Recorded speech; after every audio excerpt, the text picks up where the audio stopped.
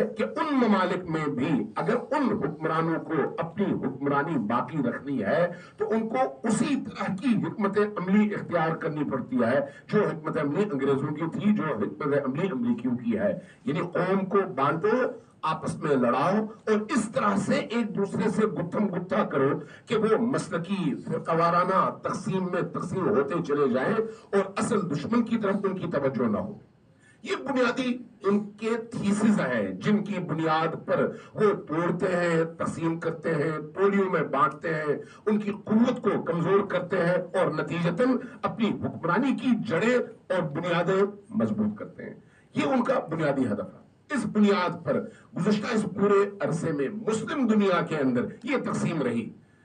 ہمارے بر صغیر میں مسالک کی بنیاد پر بریلوی، دیوبندی، اہل حدیث، شیعہ، اس طرح سے تقسیمات رہی، یا شیعہ اور سنی. عرب دنیا میں شیعہ اور سنی کی تقسیم رہی، عرب دنیا میں پھر جغرافیائی تقسیم بھی رہی. اس طرح سے ہر وہ تقسیم جس سے ان کے اس مقصد کو فائدہ پہنچے اس کو انہوں نے فروغ دیا. ان کے مقابلے میں جن ممالک نے اس تقسیم کا حصہ بننے سے انکار کیا ان کو انہوں نے نشانہ عبرت بھی بنایا. اس کی آپ مثالیں اگر تاریخ میں ڈھونڈنا چاہیں تو آپ کو بڑی مثالیں مل جائیں گی. یمن میں مثال ملے گی، ایران میں مثال ملے گی، عراق میں مثال ملے گی، شام میں مثال ملے گی، باقی ممالک میں آپ کو مثالیں ملیں گی. جن ممالک میں موجود حکمرانوں نے کہیں پر ایک موقع خاص آیا جہاں پر انہوں نے سر اٹھانے کی کوشش کی، ان کو نشانہ عبرت بنا دیا. تو گویا فلسطین کے اس ایشو سے قبل جہاں انہوں نے اسرائیل کو وجود بخشنا تھا وہاں پر مسلم امہ کو اس طرح سے انہوں نے تقسیم کیا کہ فلسطین کے ایشو پر مسلم امہ من حیث امہ کھڑی ہو کر فلسطین کا دفاع نہ کر سکے. اس لیے آپ یہ دیکھیں کہ جب فلسطین کا ایشو کھڑا ہوا اور اسرائیلیوں نے اسرائیل کی حکومت قائم ہوئی تو اس وقت اس کنفلکٹ کو، اس لڑائی کو عرب اسرائیل کا نام دیا گیا، مسلم اسرائیل نہیں.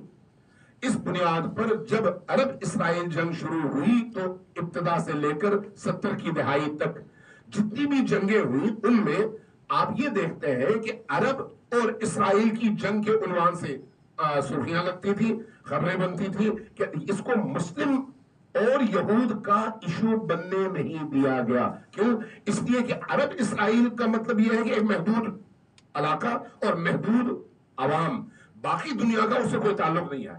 اب مسلمان صرف عرب تو نہیں ہے، غیر عرب مسلمانوں کی کوئی کمی تو نہیں ہے.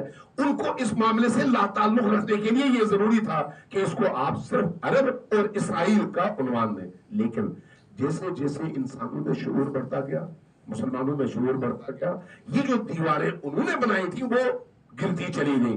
آج آپ دیکھیں اسی 7 اکتوبر کے واقعے سے پہلے اور اس واقعے کے بعد کی دنیا کو آپ کو دو الگ الگ دنیایں نظر آئیں گی، دو الگ الگ دنیایں. 7 اکتوبر کا واقعہ کیوں ہوا؟ بہت بڑا سوال ہے.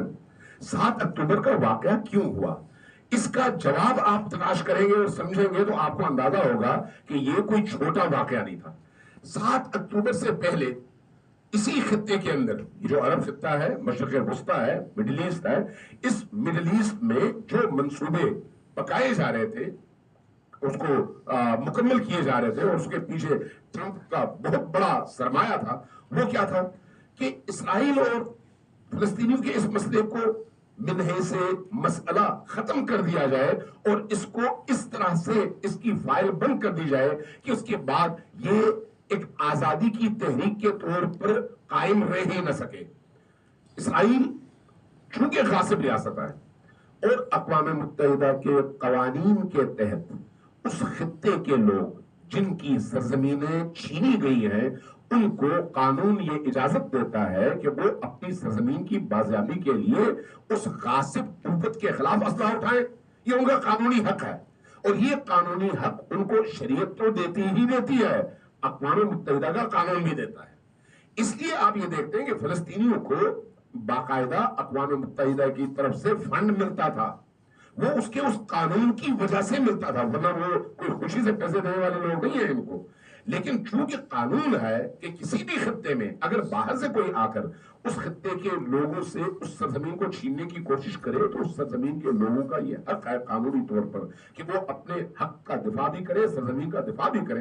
قانون بن چکا ہے تو اس لیے مجبور تھے کہ وہ ان کی حمایت کرے اس حوالے سے. لیکن جتنا وہ فنڈ دیتے تھے اتنا ہی ادھر سے اسرائیلیوں کو مضبوط کرنے کی کوشش بھی کرتے تھے. اور اس جنگ کی وجہ سے جو ایک فضا بنی گزشتہ 70 سالوں میں وہ کیا ہے